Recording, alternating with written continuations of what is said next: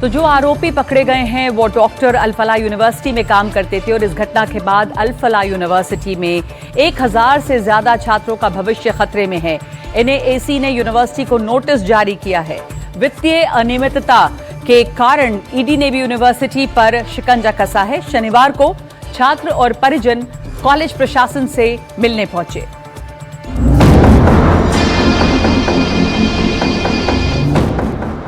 दिल्ली बम धमाके के बाद से अल फलाह यूनिवर्सिटी पर तलवार लटक रही है, जब से यूनिवर्सिटी का नाम आतंकी उमर और अन्य सफेद कॉलर वाले टेरर मॉड्यूल के डॉक्टरों से जुड़ा है। तब से यूनिवर्सिटी की प्रतिष्ठा दांव पर लगी है। दूसरी तरफ ईडी ने भी वित्तीय अनियमितता को लेकर अपना शिकंजा कस दिया है। यूनिवर्सिटी के चांसलर को गिरफ्तार कर लिया गया है।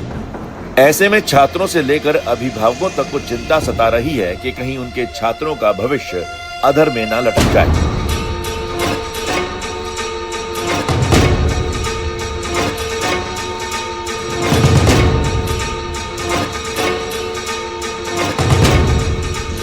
अभिभावकों का कहना है कि यूनिवर्सिटी में प्रतिदिन जांच एजेंसी आ रही है। हॉस्टल में रहने वाले छात्र अपने अभिभावक को फोन तो करते हैं, लेकिन खुलकर कुछ बता नहीं पा रहे हैं। उनको डर है कि कहीं बात बाहर गई तो यूनिवर्सिटी की ओर से उन पर कार्रवाई कर दी जाएगी। अब अपने बच्चों के इसी डर को निकालने के लिए करीब 400 अभिभावक एकजुट हुए और आज चांसलर से मिलने पहुंचे।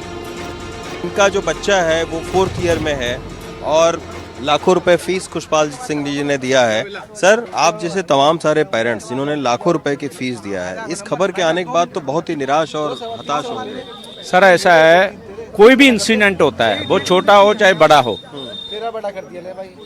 जिस चीज से हम जुड़े हैं, जहां हम विचरते हैं, वहां कोई भी हो, अब मैं हूं, आप हो, तो देखो टेंस होना तो स्वाभाविक हो जाता है ना।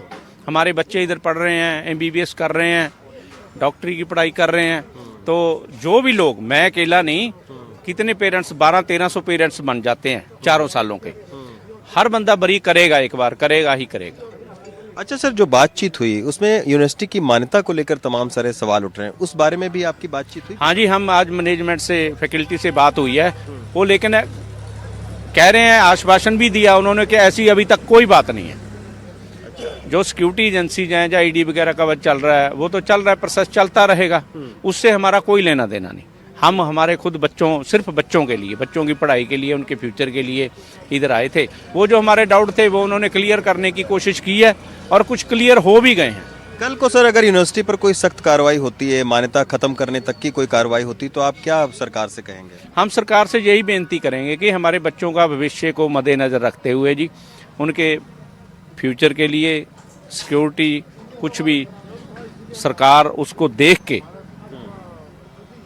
अच्छा हल निकालेगी। हम तो यही करते हैं, यही बेनती है सरकार से भी। अल फलाह यूनिवर्सिटी प्रशासन ने दावा किया है कि मान्यता को लेकर कोई संकट नहीं है, नोटिस का जवाब दे दिया जाएगा। धीरे धीरे हालात सामान्य हो जाएंगे। आपको बता दें कि अल फलाह यूनिवर्सिटी में 1000 से ज्यादा छात्र पढ़ते हैं और ऐसी घटनाओं के बाद उनके परिजनों को भविष्य की चिंता होना लाजमी है। परिजनों का कहना था कि आज कॉलेज के वीसी से मुलाकात तो नहीं हो पाई, लेकिन कॉलेज प्रशासन ने आश्वासन दिया है कि बच्चों के भविष्य से खिलवाड़ नहीं होगा। वीसी और प्रिंसिपल इन्वेस्टिगेशन के लिए नहीं थे, जैसा कि हमें बताया गया, बट सीनियर वो थे, फैकल्टी मेंबर्स थे, स्पेशली हमें एंटरटेन करने के लिए, हमारी कंसर्न के लिए। उन्होंने हमें एश्योरेंस दी है कि नेसेसरी स्टेप लिए जा रहे हैं, क्लासेस चल रहे हैं, प्रोफेसर्स भी आ रहे हैं और उन्होंने ये बोला कि हाँ, इससे स्ट्रेंथ पे असर पड़ा है, बट ऐसा नहीं है कि बच्चों का फ्यूचर स्टेक पे है या कॉलेज कंसर्न नहीं। कितनी फीस दे दी थी अब तक आपने? 2nd ईयर की फीस भी हमने दे दी है सारे बच्चों ने। इस समय तक तो जो रेस्पेक्टिव ईयर्स में सब लोगों ने अपनी रेस्पेक्टिव फीस दे चुके हैं सब लोग। नैक और यूजीसी ने एक्रेडिटेशन जब से कैंसिल किया है, जब से बोला है कि आपने फेक एक्रेडिटेशन जो है वो दिखा रखा है अपने वेबसाइट पर, तो इन सब चीजों को आप किस तरीके से देख रहे हैं? मैं इसीलिए तो हमारा कंसर्न था, इसीलिए हम जानना चाहते थे। हमारा मिलने का पर्पस ही ये था कि ये जो इन्फॉर्मेशन है उससे फ्यूचर का क्या होगा, डिग्री एंड रिकॉग्निशन पे क्या असर पड़ेगी। इसी कंसर्न के कारण तो हम मिले।